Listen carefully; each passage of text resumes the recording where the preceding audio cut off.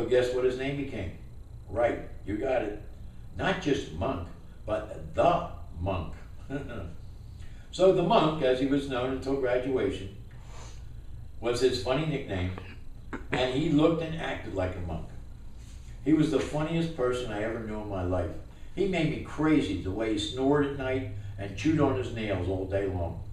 He borrowed my only sport coat for a date once, and I insisted that he have it cleaned when he came back. I tried it on, so I had a date. I wanted to go out. I put it on and the sleeves were too short. I yelled, "Wayne, what the?" And he interrupted quickly, "Quit bitching, I had it cleaned, didn't I? Besides, it didn't fit me." He had the sleeves shortened. I had no sense of football whatsoever, but thought I could pick it up as I went along. The day they handed out the pads, I hung back a bit. I waited until last, with my hand out shyly and a ready smile. I had no idea every single eye in the locker room was secretly waiting for this exact moment. I heard hilarious, disrespectful laughter behind my back as I hefted the equipment onto my shoulders. I was confused, and I looked around. Every player who was laughing was not looking at me. They were looking at the ground or looking at each other. I took the pads to my locker, and I started dressing. Every time I put something on, the laughter got louder. I looked around thinking, damn, they know something about me I don't know. I'll bet it's that goddamn Deadly Marine article. That prick Wayne did it. I bet he told everybody about it. I will never have a normal life again hanging out with that bastard. I could not figure out where the pads went, even after I sneak peeked at the others as they suited up. Finally, I gave up trying to figure it out and went sheepishly back to the counter, holding everything up, and asked, "How the hell do you put this shit on?" Like a spontaneous explosion, they all howled, tears rolling down their faces, all pointing at me, throwing towels at me. One guy waved around the Deadliest Marine magazine article. "Hey, Deadly, can you find the toilet?" It was great ball breaking. Real personal stuff for real personal reasons. Just like back in the crotch. By the way, that's a name we all call the Marine Corps. I knew they had me. They knew they had me. We laughed so hard, and we high-fived so hard, we almost broke our hands. But we bonded. I was in. The dorm was going to be permanent. It turned out that day I was exposed in the Bloom locker room. It was, as a complete fraud, was one of the best days of my life. We truly bonded as a team. After that, I played with my heart. I refused to wear those stupid shoes again. I went to Coach Heilman and shrugged, and I said, "I never played this stupid game before." He said, "No shit, Dick Tracy. You think we're all blind?" I said, "Give me one good reason to stay out for the team and I'll stay." He looked at me seriously and he countered with, "Tommy, have you ever been out here when only 21 guys show up for practice?" Okay, I get the point. But I'm not wearing those stupid shoes again, okay? He said, "Deal." We shook, and I never put them on again, but I kept playing. From that moment, I was a real Bloomsburger, a member of a group of warriors again. I fit in. I had a family. I could relax. Whew. I had a home. I never missed practice after that. I played everywhere the coach put me. He pointed a position, I went. I learned every position. The tough guys on the varsity loved pounding the hell out of me every day and laughing about it afterwards at dinner at the training table. I put up a good front.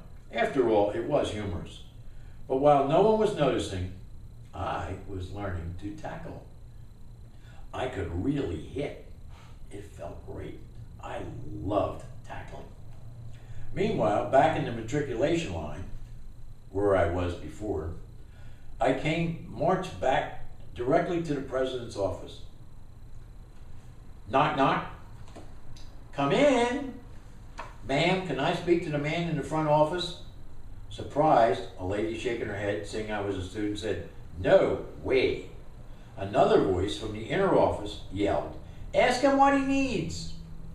Surprised, the lady smiling, "Ask him yourself," and waved me in with a look of amusement on her face as she ushered me politely into President Harvey Anderson's private office, president of the college. "What can I do for you, young man?" Standing at attention. "Sir, I need a loan of $50 for me and Wayne, another vet, until the 20th. My buddy Wayne and I are on the GI Bill and we're good for it." "Relax, young man. Who told you to come and see me, son?" "The tall blonde man at the freshman registration table up in the gym. By the way, I still know his name. I'm not going to say it, but I still know his name. I told him I was broke until the 20th. He said, go see the man in the front office. And that's why I'm here." He called the surprised lady back into the office and asked her to get his checkbook. "What's your name?" "Sir, Thomas L. Little, sir." And without further ado, he wrote me out a personal check for $50. He handed it to me, smiled broadly, and said, "Welcome to Bloomsburg. We need teachers just like you. You don't owe me a penny. It is a pleasure to meet a young leader and a veteran of your type courage. What was the administrator's name?" Sir, I forgot." Embarrassed, smiling, winking at him. He knew I wouldn't squeal. "I understand, Marine." Knowing I would not rat the guy out, winking back, I thanked him and promised I would pay it back someday, and returned to my place in line in front of Wayne, who said, "What took you so long?" I waved him off. "Next!" I handed the check over to a tall, blonde-headed guy. He looked up at me. He looked down at the check. He showed the check to all the others at the long table and said in a loud stage whisper for all to hear, "Uh-oh, we're going to have trouble with this guy." Little did he know, he was dead right.